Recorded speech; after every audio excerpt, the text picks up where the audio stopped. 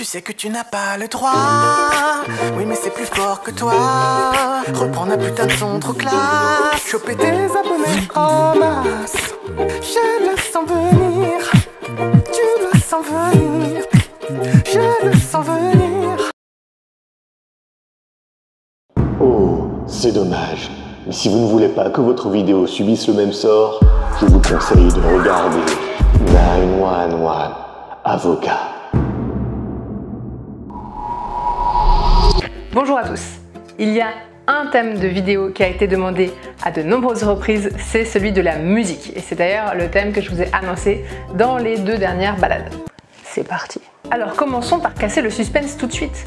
Non, on ne peut pas utiliser une musique qui ne nous appartient pas, sauf dans certaines conditions et pour certaines musiques. Et je vais donc, aux surprises, vous expliquer le pourquoi du comment. Les ayants droit. Les ayants droit, qui sont-ils? Quelles sont leurs méthodes? Quels sont leurs réseaux?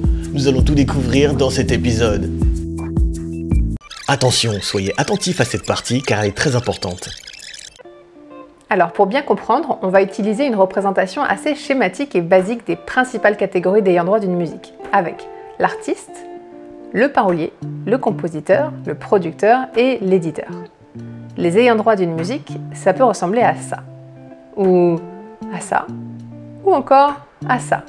Si c'est un auteur-compositeur-interprète qui s'autoproduit, les ayants droit d'une musique, ça se résume alors à ça. Bref, retenez que vous pouvez encore imaginer des dizaines de variantes possibles. Et c'est là qu'il faut comprendre une chose. On peut les séparer en 2 grosses catégories. Celle liée à l'œuvre, donc à la création en elle-même, et celle liée à l'enregistrement de l'interprétation de cette œuvre. Dans celle liée à l'œuvre, vous avez le ou les paroliers, compositeurs, mais aussi éditeurs. La catégorie enregistrement, c'est celle des artistes-interprètes et des producteurs. De plus en plus, la création de l'œuvre et son enregistrement se font de façon simultanée avec les logiciels de MAO. Mais en droit de la musique, ça reste vraiment des choses bien distinctes et qui recouvrent donc des droits différents. Les droits d'auteur et les droits voisins. Lorsqu'une musique est utilisée, cela implique la plupart du temps ces 2 catégories et donc l'ensemble de ces personnes. Maintenant qu'on a vu ces petites subtilités, on peut passer à l'examen des cas de figure régulièrement rencontrés sur YouTube.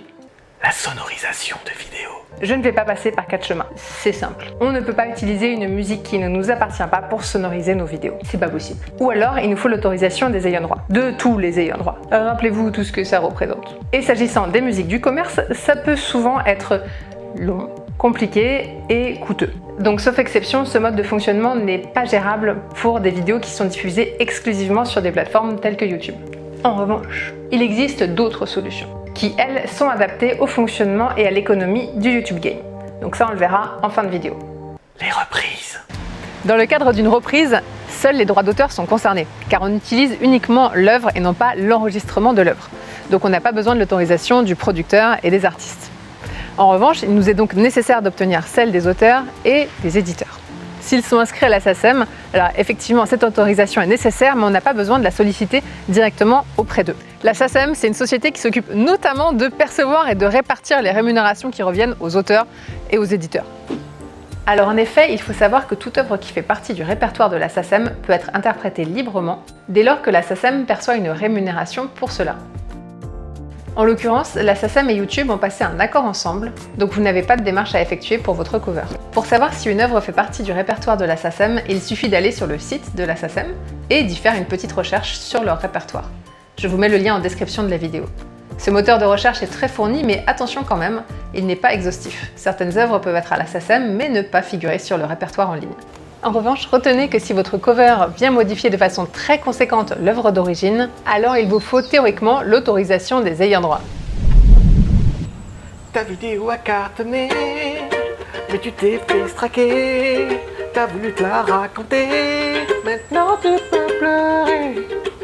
Tu l'as bien senti, tu l'as bien senti. Enfin, et en tout état de cause, il faudra faire apparaître le nom du compositeur, du parolier et de l'éventuel éditeur de l'œuvre que vous allez utiliser.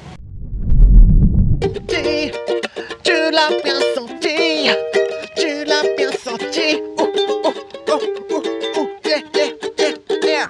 Attention quand même si les reprises fidèles d'œuvres SACEM sont donc légales sur YouTube sans avoir besoin d'aller demander vous-même l'autorisation, vos vidéos de reprise restent soumises à Content ID, le fameux algorithme de YouTube. Je précise au cas où, pour ceux qui ne le savent pas, les règles fixées par les ayants droit pour chaque morceau peuvent être consultées sur Creator Studio.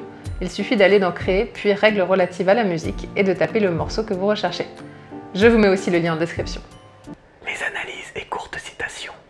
Si vous analysez une musique et ou que vous en faites une courte citation, vous n'avez pas besoin de l'autorisation des ayants droit. Il faut savoir que c'est une exception tant au droit d'auteur qu'au droit voisin.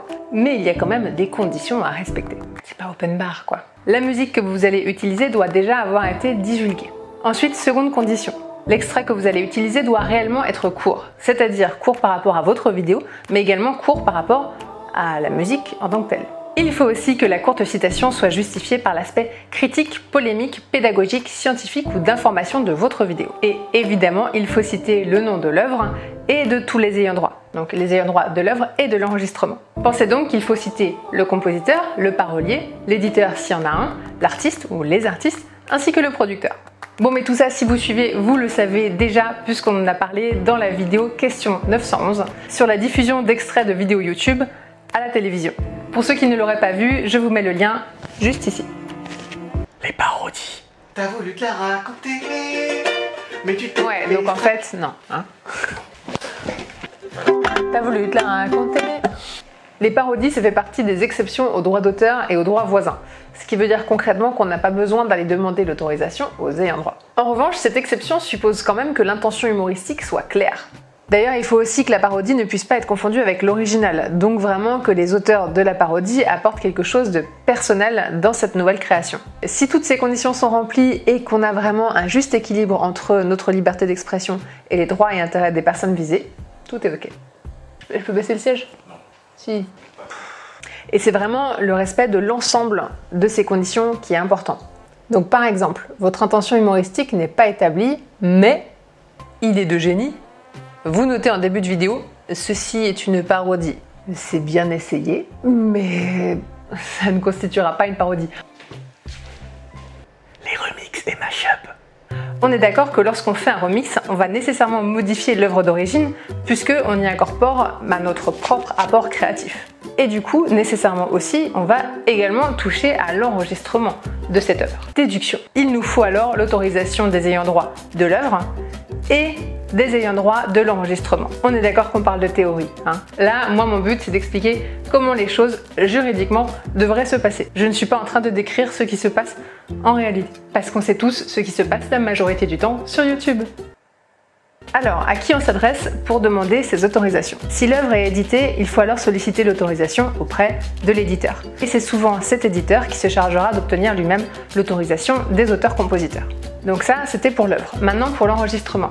Si l'artiste n'est pas lui-même dans une démarche d'autoproduction, il faut vous adresser au producteur ou aux ayants droit du producteur. Et en général, ce sont ces personnes qui se chargeront elles-mêmes d'obtenir l'autorisation de l'artiste concerné. Pour les mash-up, c'est exactement la même réponse, sauf que là, c'est cadeau, on double absolument toutes les autorisations, puisqu'on modifie non pas un morceau, mais deux. Donc on va demander les mêmes autorisations 2 fois. Conseil.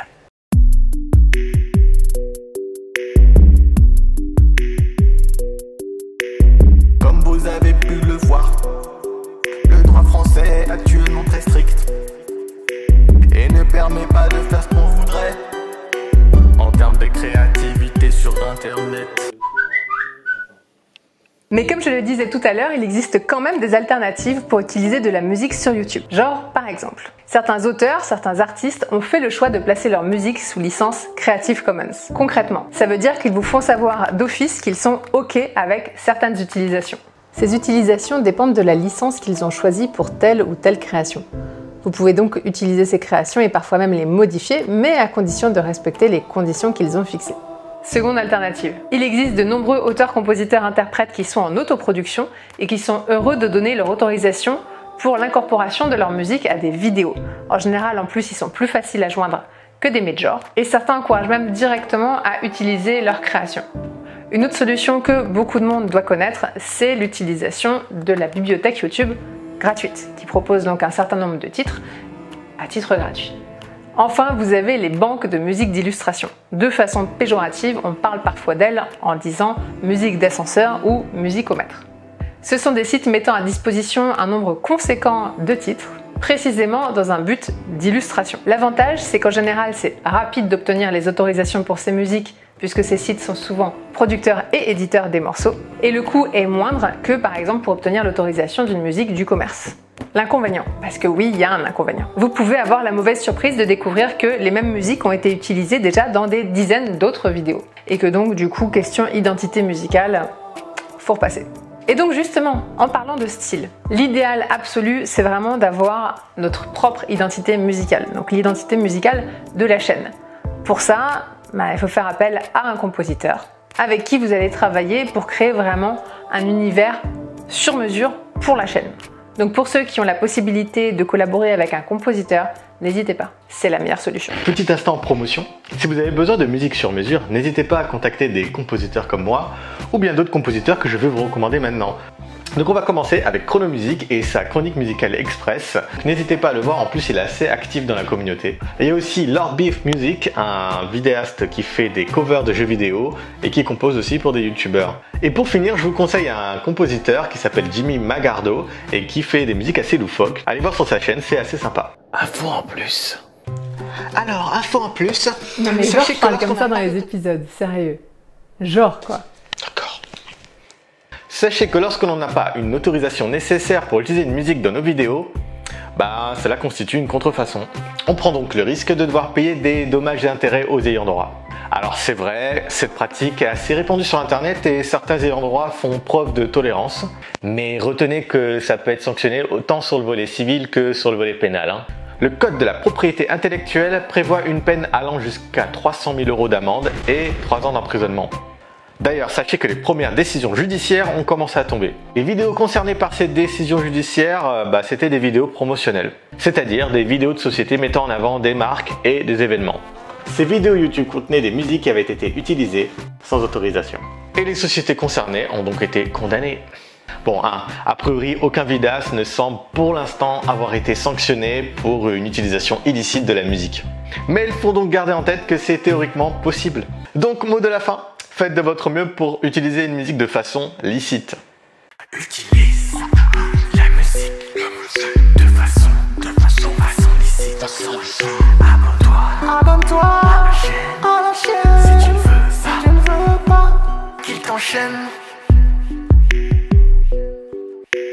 Appuie sur la cloche, appuie sur la cloche, appuie sur la cloche, appuie sur la cloche.